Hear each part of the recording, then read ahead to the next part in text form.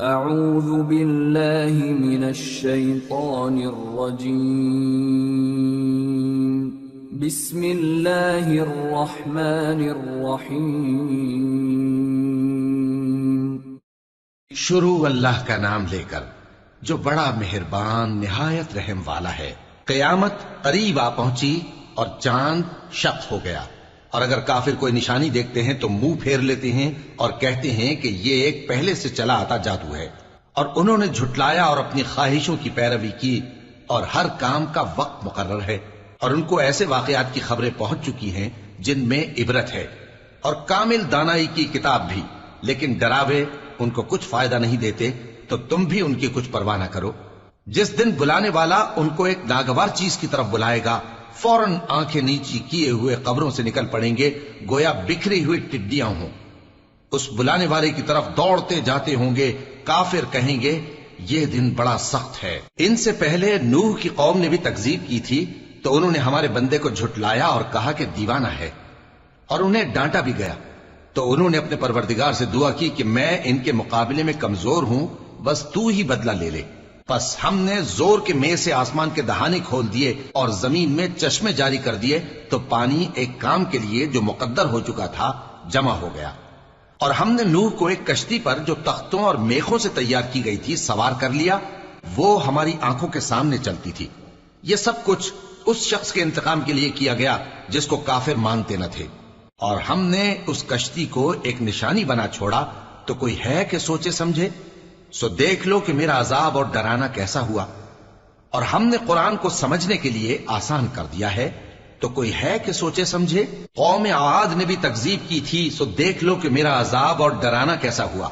ہم نے ان پر ایک رہتی نحوست کے دن میں زبردست آندھی چھوڑ دی، وہ لوگوں کو اس طرح اکھیڑی ڈالتی تھی گویا اکھڑی ہوئی کھجوروں کے تنے ہیں۔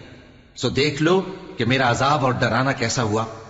اور ہم نے قرآن کو سمجھنے کے لیے آسان کر دیا ہے، تو کوئی ہے کہ سوچے سمجھے؟ قوم سمود نے بھی خبردار کرنے والوں کو جھٹلایا، تو کہا کہ بھلا ایک آدمی جو ہم ہی میں سے ہے، ہم اس کی پیروی کریں؟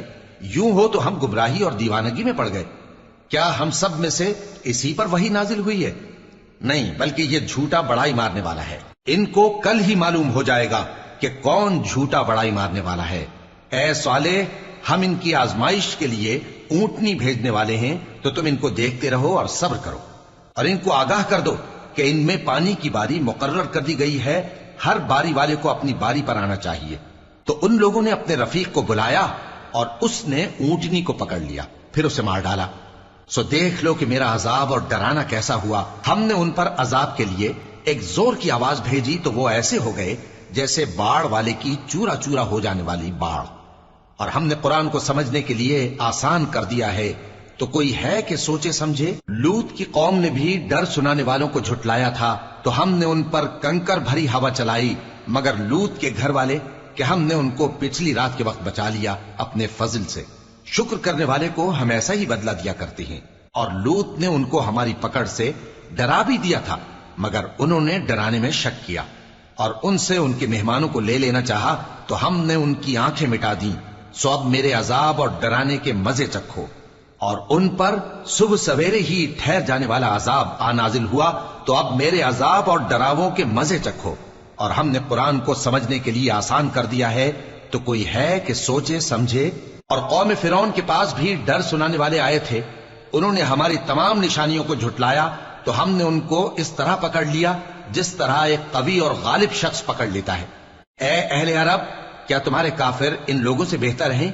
یا تمہارے لیے پہلی کتابوں میں عذاب سے کوئی چھٹکارا لکھ دیا گیا ہے؟ کیا یہ لوگ کہتے ہیں کہ ہماری جماعت بڑی مضبوط ہے؟ ان قریب یہ جماعت شکست کھائے گی، اور یہ لوگ پیٹ پھیر پھیر کر بھاگ جائیں گے۔ اصل میں ان کے وعدے کا وقت تو قیامت ہے، اور قیامت بڑی سخت اور بہت تلخ ہوگی۔ بے شک گناہگار لوگ گمراہی اور دیوانگی میں مبتلا ہیں۔ اس روز منہ کے بل دوزخ میں گھسیٹے جائیں گے، کہا جائے گا لو اب آگ کا مزہ چکھو۔